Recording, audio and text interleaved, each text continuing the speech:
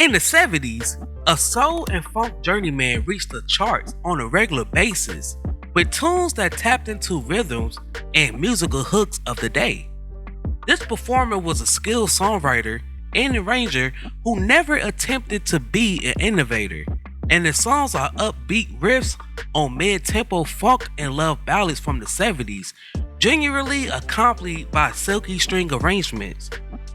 His greatest songs invoke the late 60s to early 70s Motown sound, and his vocals, in particular, resemble those of Marvin Gaye. Leon Haywood is the centerpiece of today's video.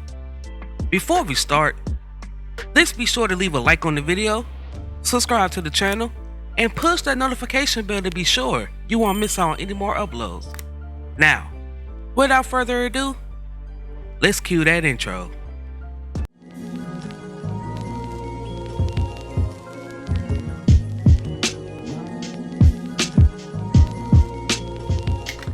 Arthur Leon Haywood was born in Houston, Texas on February 11th, 1942 to Evelyn Banks and Jim Haywood. He grew up listening to the blues and learning how to play the piano by the age of 3. Haywood's father sadly passed away when he was only 14 years old. He then decided to go ahead and pursue a career in music. He performed with local blues bands and accompanied blues musician Guitar Slim. Haywood relocated to Los Angeles in the early 60s where he collaborated with saxophonist Big J McNeely. McNeely took a liking to Haywood and arranged for him to record his debut song, Without a Love, which is an instrumental, under minor label Swingin' Records. After that, Haywood joined Sam Cooke's band as a keyboardist until Cooke's death. The Mellow Mellow Leon Haywood was his debut album that was published on Galaxy Records.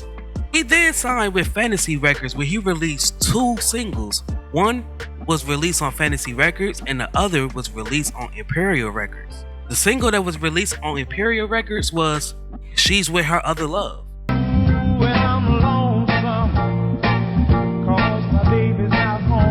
In 1966, he released his second album called Soul Cargo under Fat Fish Records. That following year, he had a solid R&B hit with It's Got to Be Mellow. She's crazy about me. Crazy about me. Yeah. This was followed up by a small pop hit with Mellow Moonlight.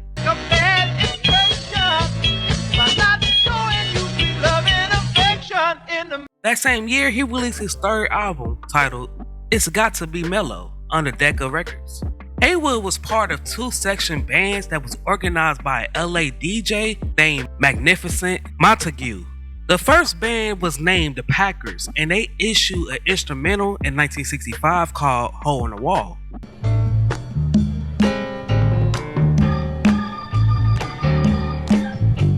The second band was named The Romeos, and they released the single Precious Memories.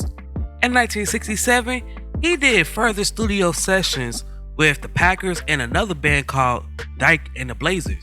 Haywood then went back to concentrate on his solo career. That same year, Haywood established a production company and named it Eve Jim after his parents. He then released 2 more singles that went unnoticed with Skate a While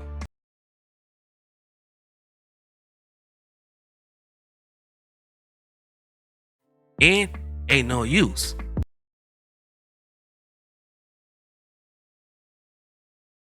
It wasn't until the mid-70s that Haywood became into his own as a solo artist. During the early 70s, he signed to 20th Century Records, and by 1973, he released another album called Back to Stay. That next year, he had 4 charted singles with Keep It in the Family, I'm in our home. We can solve it there. Long As There's You,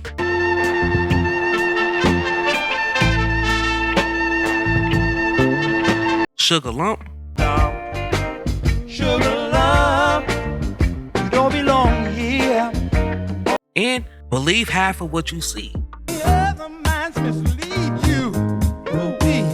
And that's not. That same year, he released his 5th studio album titled Keep It in the Family. In 1975, Haywood released 2 singles with Come and Get Yourself Some. Come on and get yourself some. Don't be ashamed. And I Want to Do Something Freaky to You. I wanna do something freaky to you. Now this song was originally used as a sample for Dr. Dre's song Nothing But a G Thing. 1, 2, 3 into the 4. Snoop Doggy Dogg and Dr. Dre is at the door. This song was also used by 50 Cent for his song Corner Bodega. Man, when I come up in here, treat me like a fam. I can go uptown and get this shit 16 cents a gram, bottom line. And the Aaliyah song I Got Your Back. The women always wonder how I keep my man, baby. In 1975, he released his 6th studio album titled Come and Get Yourself Some, which peaked at number 21 on the Billboard Top R&B Albums charts. That next year, Haywood released 2 albums with Intimate and Hey Mr. Big Ben, followed by 3 singles with Just Your Fool, Just your fool, yeah. Stroking,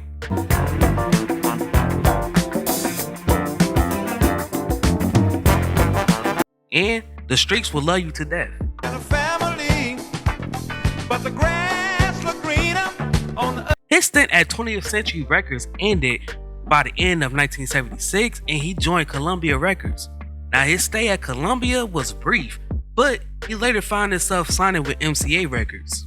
By the 70s, Haywood established himself as a star by adapting his technique to embrace the new funk and disco genres. In 1977, he released a single, Super Sexy. said, baby, you're a sexy thing. There's no one finer under the sun. That next year, he released 3 charted singles with Double My Pleasure, You're 12 strong signs, yeah.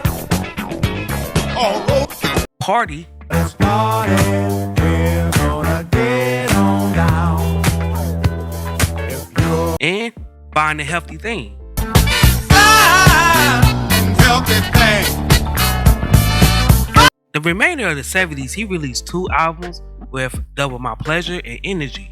In 1980, Haywood received the shuffle beat of the 50s rock and roll sound. And this line could really be heard on the single, Don't Push It, Don't Force It.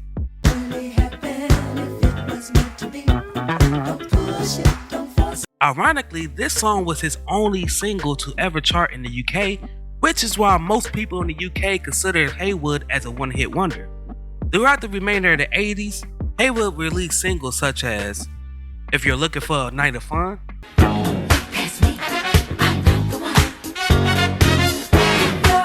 I'm Out to Catch,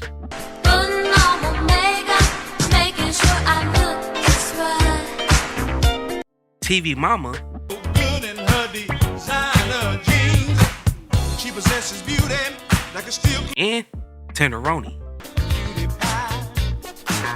I beg for mercy each time she passes by. In the 80s, he released 2 albums with Naturally in 1980 and It's Me Again in 1983. The next decade, in the 90s, he released 2 albums with Freaky Man in 1994 and The Legacy of Dr. Martin Luther King Jr. in 1996.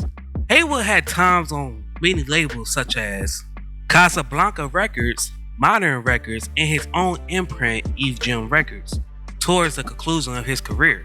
During the 1980s, Haywood found himself returning to 20th Century Records, and at this time, Carl Carlton was suffering in his career, and after speaking with many musicians, Haywood was the only one who kept his word and helped Carlton earn a deal, this time with 20th Century Records. Haywood assisted in the writing and production of Carlton's biggest hit, She's a Bad Mama Jamma, which was recorded in Haywood's studio. By the mid-80s, Haywood's production had failed to grab the public interest, and he found himself working as an exclusive producer and executive for Edge Records, in addition to touring the popular circuits. Haywood produced blues albums for many musicians such as Jimmy McCracklin, Clay Hamron, Ronnie Lovejoy, Buddy Ace, and many others, all under his Eve Jim label.